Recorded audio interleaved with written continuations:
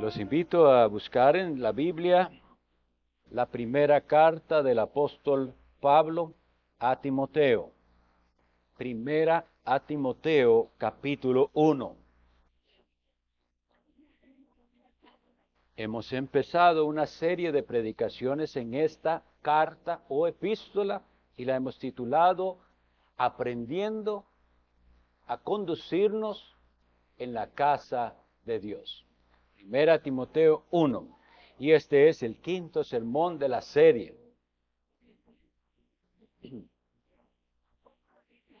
Vamos a leer de los versículos 12 al 15. Primera Timoteo 1, del 12 al 15.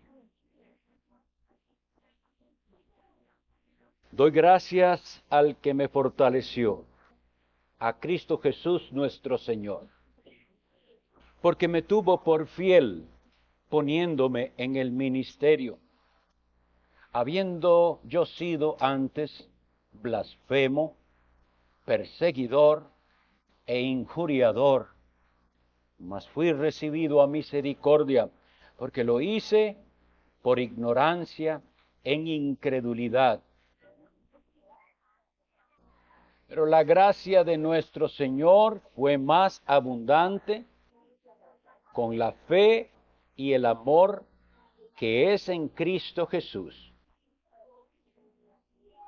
Palabra fiel y digna de ser recibida por todos, que Cristo Jesús vino al mundo para salvar a los pecadores, de los cuales yo soy el primero.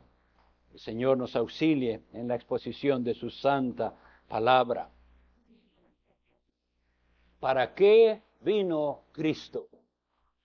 Ese es el título de este sermón. El que está escribiendo esta carta es el apóstol Pablo.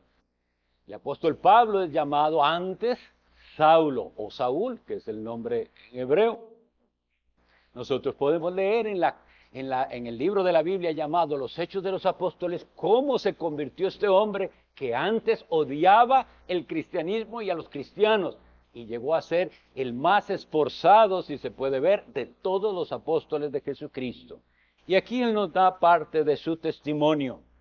Le llamamos un testimonio cuando nosotros hablamos de lo que nosotros vimos o experimentamos.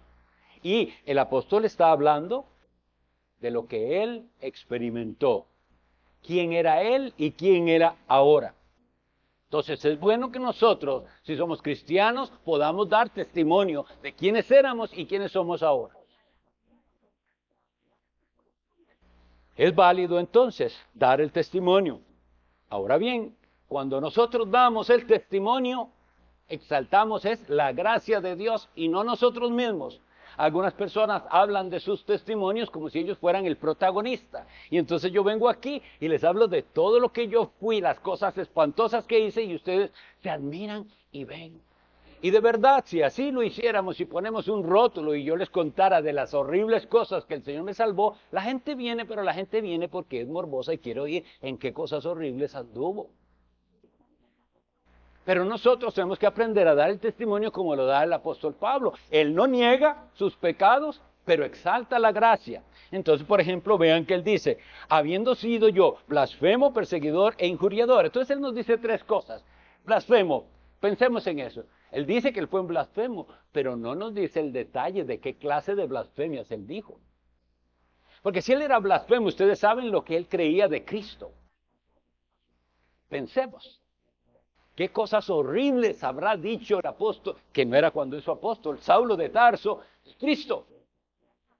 Ofensas horribles, blasfemias, dice él. Obviamente él no blasfemaría contra Dios porque él era un judío, el cumplidor de su religión, pero a Cristo lo tenía como lo peor. ¿Qué clase de blasfemias? No lo sabemos, pero él dice, yo fui un blasfemo. Y gloria a Dios que hubo gracia para él.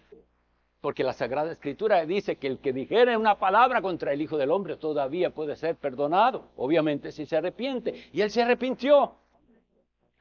Y para los que no han leído el relato, léanselo, está en los Hechos de los Apóstoles. Pero él iba con su grupo, con autoridad de ir o sea, cartas de los gobernantes y oficiales, para ir y ver dónde había más cristianos para encarcelarlos, castigarlos y algunos hasta matarlos. Porque recuerden que cuando mataron al primer mártir Esteban, dice que pusieron sus ropas a los pies de un joven llamado Saulo, era él. Ahora, piensen en el asunto. Sus ropas, quiere decir que para apedrear a alguien le quitaban la ropa, para que aquellas piedras cayeran en su piel y le quebraran los huesos más fácilmente. Y él se tenía por qué bueno que esto está pasando. Entonces él era blasfemo, pero no dice qué clase de blasfemias. Perseguidor, pero se nos dice en los hechos parte de sus persecuciones. Y dice, incluso es tan terrible como era Pablo que dice que obligó a otros a blasfemar. Es decir, que él era capaz de decirle, usted o blasfema a ese Cristo o lo mato. Y algunas personas prefirieron blasfemarlo que la muerte. Injuriador. Es decir, él lastima. Injuria es lastimar a alguien, sea con palabras o con hechos, pero él dice, yo fui así. Entonces sí, mis hermanos, creemos en los testimonios, pero los testimonios exaltan la gracia de Dios y no a nosotros. No venimos a hacer un show personal. Decimos eso, lo que Dios hizo en nosotros.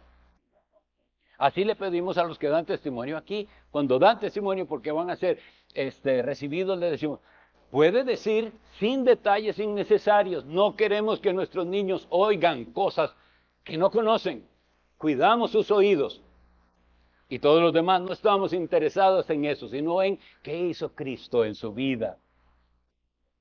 Ahora viene y nos habla de la bellísima misericordia de Dios. Y dice, fui recibido a misericordia.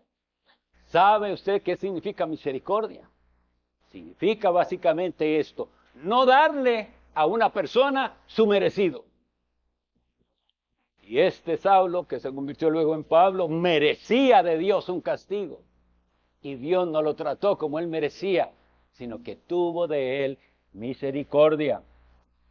Ahora, cuando nos dice aquí dos características que son importantes de considerar, que él era ignorante e incrédulo.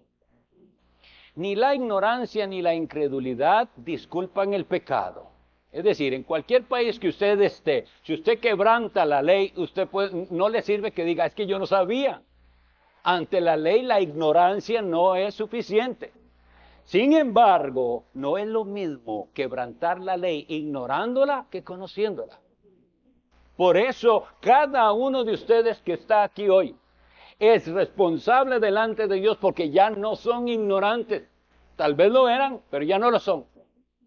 Entonces sus pecados son peores que los del mundo si ustedes no se arrepienten. Porque el mundo peca, pero no sabe nada de Dios, no leen la palabra de Dios, no saben. Igual son pecados que los van a condenar, pero los pecados de aquellos que sí conocen la ley de Dios y el Evangelio de Jesucristo son mucho más terribles. Y él habla de sus pecados como ignorancia e incredulidad. La incredulidad la llevamos todos. Ninguno de nosotros nace creyente. Nosotros nacemos incrédulos. Se nos tiene que enseñar el camino y el Espíritu Santo debe hacer algo en el corazón para que usted pueda creer. No es algo que usted puede hacer por capacidad humana. El ser humano es incrédulo. Entonces, no es que eso le justificaba. Más bien, porque si eso le hubiera justificado, si él dice, si usted interpreta esto porque lo hice en ignorancia y incredulidad como la razón de que Dios le perdona, entonces él se está ganando el perdón porque era ignorante e incrédulo. No. Lo que él está es mostrando que es más grave para los que sí saben y que ya tienen este conocimiento, pero que él, a pesar de, fue recibido a misericordia. Y vuelvo a decirles, no se vaya sin memorizar esto, misericordia. Que Dios no le dio lo que merecía. Si usted no entiende esto, no es agradecido. Y por eso es que somos malagradecidos. Porque se nos olvida lo que merecíamos. ¿Qué merecíamos? ¿Qué es lo que merecíamos? ¿Estar al lado de Dios? No, merecíamos ser expulsados. Adán y Eva fueron expulsados del paraíso precioso que Dios les había dado para vivir por un pecado. Y usted tiene más de uno, yo también. Así que no nos ha pagado como merecemos, sino que nos ha tratado con misericordia y nos ha abierto una puerta de regreso a Él. Y esa puerta se llama el Hijo de Dios, Jesucristo. Entonces, Él dice, la gracia. Él va a exaltar la gracia, porque gracia significa algo que relacionado, pero no igual a misericordia. En la gracia se le da lo que no merece. Ni usted ni yo merecemos las bendiciones de Dios, su paciencia, su perdón, nada merecemos y Él nos lo da. Entonces es maravilloso. Y es gracia abundante. Hoy vamos a ver cómo se refleja esto. Pero la gracia de nuestro Señor fue más abundante. Muchas personas, cuando tienen convicción de pecado y se dan cuenta por la palabra de Dios cuán lejos están de Dios, el enemigo quiere hacerles venir a que ellos crean que ya ellos fueron demasiado allá y que para ellos no hay esperanza. Pero aquí nos dice que la gracia de nuestro Señor es más abundante de lo que ustedes y yo pensamos. Y Él puede salvar a pecador de cualquier pecado en el que haya estado. Esa gracia dice, abundante con la fe y el amor que es en Cristo Jesús. Una de las cosas centrales es que todo converge en Jesús y en lo que Jesús hizo. La fe y el amor. Ahora, cuando hablamos de estas virtudes nos topamos con un serio problema, porque la gente tiene sus propias definiciones de fe y de amor. Y lo que la gente cree que es fe y amor no es ni fe ni es amor. Por ejemplo, en el mundo amor es, como lo quiero, lo dejo que haga lo que sea. Como lo quiero, no le digo nada, nunca lo corrijo. Eso no es amor. La Biblia más bien dice a los padres con respecto a sus hijos que el que detiene el castigo a su hijo, no dice ama, aborrece. Entonces el verdadero amor que está unido a la verdad, habla con la verdad, aunque eso no es a veces grato al corazón humano. Entonces ven, no es ese sentimiento. Yo amo mucho a Dios, sí, ama mucho a Dios. Vamos a la definición bíblica de amor a Dios. Si me amáis, dice Jesús, guardad mis mandamientos. El que me ama, mi palabra guardará. Entonces no se define el amor como un sentimiento o una emoción que hoy siento que amo tanto a Dios. Es, usted le obedece a Dios. Que tanto usted le obedece, así le ama. Y hoy podemos todos decir, no amamos a Dios como lo deberíamos amar, porque no le obedecemos como le deberíamos obedecer. Pero qué lindo cuando el Espíritu Santo ha venido, como dice en Romanos 8, que la esperanza no avergüenza porque el amor de Dios ha sido derramado en nuestros corazones por el Espíritu Santo que nos fue dado y comenzamos a amar algo que no conocíamos antes, amarlo verdaderamente a Él. Y ese amor está en Cristo Jesús. Y esa fe no es simplemente, realmente, lo que muchas personas creen que fe es superstición. Pero la fe es algo, es una convicción de que lo que la palabra de Dios dice sobre Jesucristo es verdad. Y la persona puede descansar plenamente en lo que Jesucristo hizo.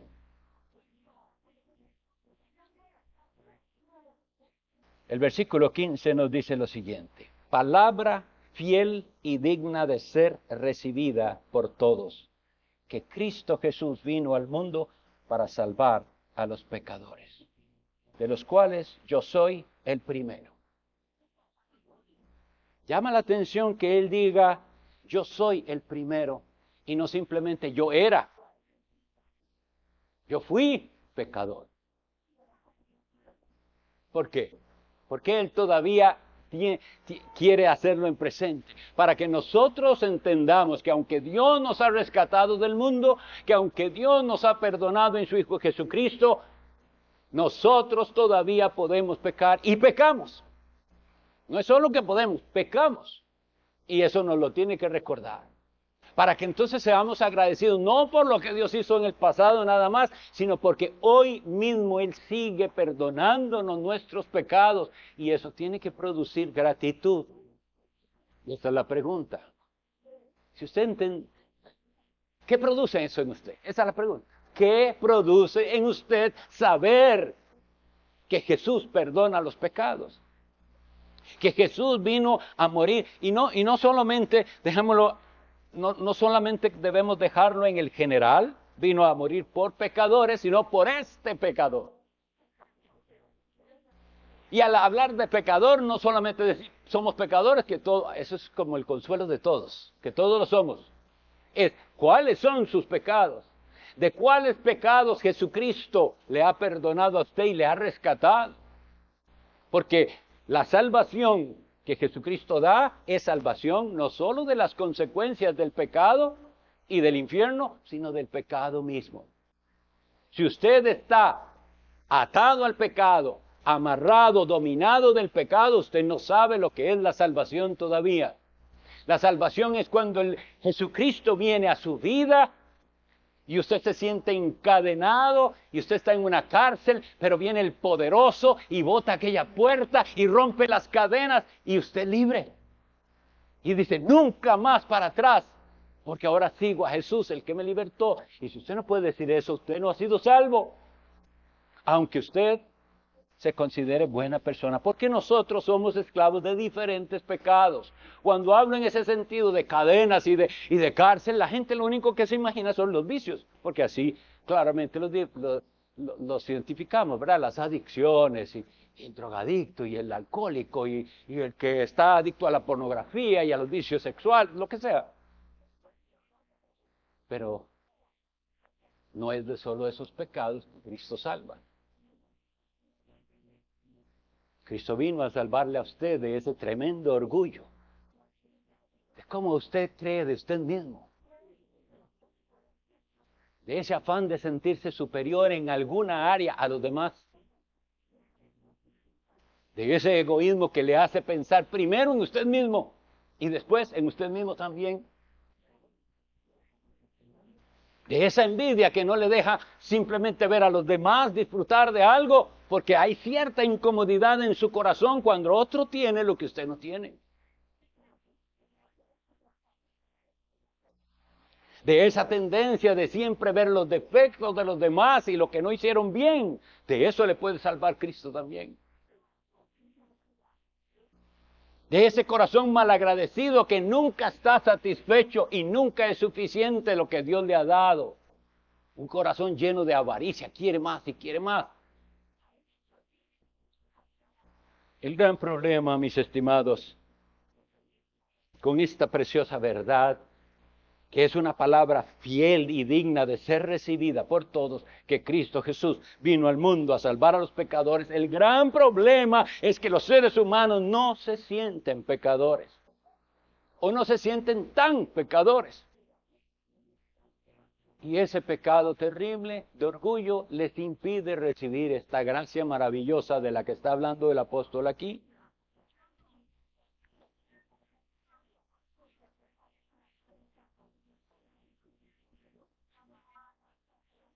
Palabra fiel y digna de ser recibida. Nosotros tenemos un tratadito y pequeñito que repartimos los miércoles y domingos, y uno de ellos decía así: Cristo vino a salvar. Jesucristo murió por los impíos. Me decía un hermano que fue a donde una señora y le da pero yo no soy impía. Y ya con solo esa palabra se está excluyendo de la salvación. ¿Por qué? Porque hay en el corazón de la gran mayoría este mal sentimiento. Yo no soy tan malo. No soy tan bueno tampoco, pero no soy tan malo. Y ese pensamiento, mi estimado, le llevará a la condenación. Porque solo el que es consciente de cuán grave es su situación delante de Dios va a clamar como necesita el ser humano clamar para ser escuchado. Cuando este apóstol Pablo, que volvemos un poquito a su historia, recordemos que él iba con cartas hacia una ciudad que se llamaba Damasco. Y él era a matar cristianos lo que pudiera, o a hacerlos blasfemar, o a encarcelarlos lo que pudiera. Y le sale al encuentro Jesucristo. Y le habla desde el cielo una luz y le dice: Saulo, Saulo, ¿por qué me persigues? Dura cosa te es dar coces contra el aguijón. Coces significa patadas. Un aguijón es algo puntiagudo.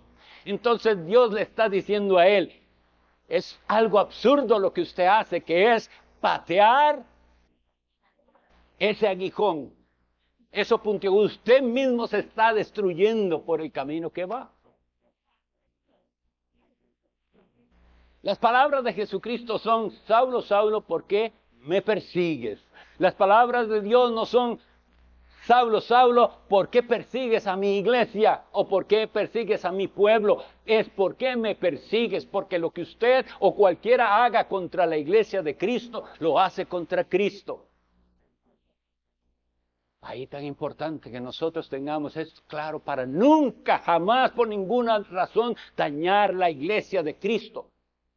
Y cuando lo hacemos tenemos que tener un serio, profundo arrepentimiento, porque estamos dañando a nuestro mismo Salvador con algo así. Pero entonces él le dice: Saulo, Saulo, ¿por qué me persigues? Y él responde: ¿quién eres, Señor? Yo soy Jesús, a quien tú persigues, le dice él. Y el Padre: ¿qué quieres que haga? Cuando hay un verdadero encuentro con Jesús, no esas cosas que llaman encuentros, que todo es manipulación de emociones, no. Cuando usted verdaderamente, de corazón, va a Dios y clama a Él con sinceridad, sin ocultar nada, sin pretender nada, clama, eso es un verdadero encuentro con Cristo. Si hay eso, usted tendrá esta actitud: Señor, ¿qué quieres que yo haga? La gente quiere un cristianismo en el que ellos son cristianos, pero siguen viviendo como ellos quieren vivir. El verdadero encuentro con Cristo hace que la persona diga: Señor, ¿qué quieres? Porque lo que me digas, eso haré. Así es su vida. Usted le puede decir a Jesús: haré lo que me digas. Como el profeta Isaías: heme aquí. Esa es la frase: aquí yo estoy. Y entonces, bueno, ese encuentro con Jesús tiene que pasar de palabras a hechos, porque sí, qué bonito decirlo, todos podemos decirlo, o como hacen esas partes. Repitan conmigo: seguiré a Cristo. Y todo el mundo: sí, seguiré a Cristo. ¿Y de qué sirve si no lo hace? Pero estas palabras que dicen: Señor, ¿qué quieres que yo haga?, estuvieron acompañadas con algo, con una conducta. Y dice la Sagrada Escritura que él llegó a ese lugar en Damasco y estuvo 3 días, primero ciego, porque Dios lo dejó ciego. 3 días sin comer ni beber. ¿Haciendo qué? ¿Durmiendo? Orando. La Sagrada Escritura nos dice que Dios apareció a un hombre llamado Ananías y le dijo: Ananías, ve a la calle tal, y ahí hay un hombre que se llama Saulo, porque he aquí, él ora. Él ora. Y cuando usted tenga convicción de pecado, a lo que le va a llevar es a orar.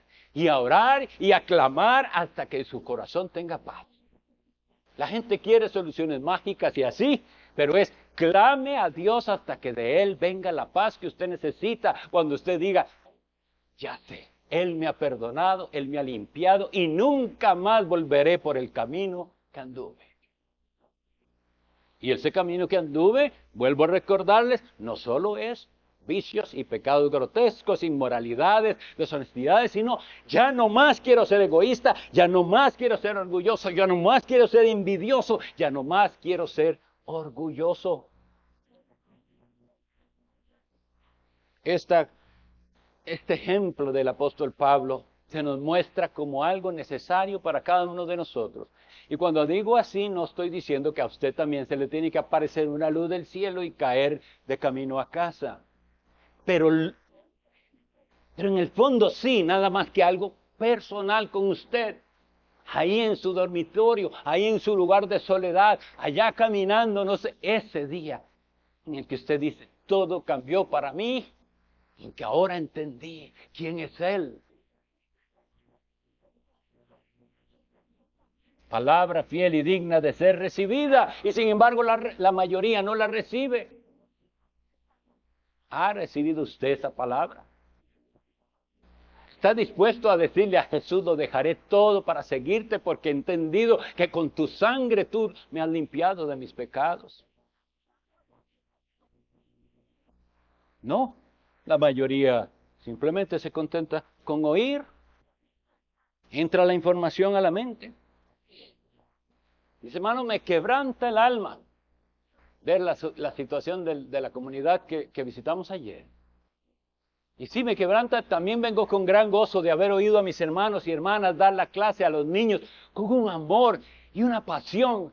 Gloria a Dios, nada más puedo decir. Yo oía y esa entrega, ese deseo de ver almas cambiadas. Pero llegó alguien que necesitaba ayuda y pidió de los que estaban fuera del lugar donde estábamos haciendo. Habían personas alcoholizadas o drogadas o no sé qué más. Y una mujer viene y me dice que vaya y ore por su pareja porque está endemoniado. Y bueno, yo voy con la palabra, a leerle lo que Dios dice. Claro, con ternura y con amor, pero la verdad. No le eche la culpa al diablo de lo que usted hace. Usted toma una decisión cada vez que peca. Y usted decide seguir su propio corazón, la maldad de su alma y no a Jesús. Pero Él le puede cambiar el corazón. Esa es la esperanza del Evangelio. Pero lo que digo que me quebranta, y por eso digo que es palabra digna de ser recibida, pero no la reciben, que cuando le estoy hablando del Evangelio a este hombre que ustedes lo vieran demacrado de su vida que lleva, y estoy hablándolo, y él me dice, sí, porque no todo el que dice Señor, Señor, entrará. Tito, Dios conoce, ha oído, ¿y qué ha hecho con lo que ha oído y conoce?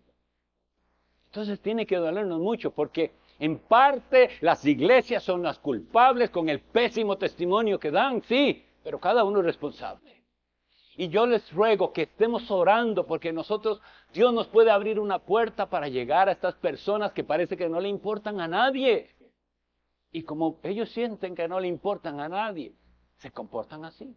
A nadie le importa. Y nosotros tenemos que ir con este mensaje. Palabra fiel y digna de ser recibida. Y decirle, a nosotros nos importa su vida, nos importa su ruina que está viviendo. Y creemos que el Cristo mismo que nos salvó a nosotros, de otros pecados, tal vez no como los suyos, pero de nuestros nos salvó. Él salva pecadores. Él limpia con su sangre al pecador. ¿Lo cree usted? Porque si lo cree, tienen que compartir. ¿Cómo se va a quedar con este maravilloso mensaje para usted? Comparta este mensaje y vaya y dígale a cualquier clase de pecador, de mujer, de hombre, de niño, y dígale que es digno de ser recibida esta maravillosa verdad, que el Hijo de Dios vino al mundo a salvar pecadores. Cuando Jesús dijo eso a los que les habló, les dijo, yo no he venido a llamar justos, sino a pecadores. Pero dijo algo más, he venido a llamar a pecadores al arrepentimiento. El verdadero amor de Dios no deja a la persona como estaba, la cambia, la transforma. Y eso es el arrepentimiento. Volverse de su propio camino, volverse hacia Dios. Y ahora caminar hacia Él, eso es arrepentimiento. Pero mientras usted se crea justo y se crea bueno y no se crea tan malo, este mensaje no es para usted. Porque Jesús dijo, no he venido a llamar justos. Vamos entonces con este mensaje, iglesia de Dios. Cada oportunidad que Dios nos dé, vamos con este mensaje a decirle a los pecadores, para eso vino el Hijo de Dios, para deshacer las obras del diablo. Y recordándoles, y aparecerá por segunda vez. Ya no como la primera. Juez, lo leímos hoy, ¿verdad? Él ha establecido un día en el cual juzgará al mundo con justicia. Que el varón a quien Él designó, su Hijo Jesucristo.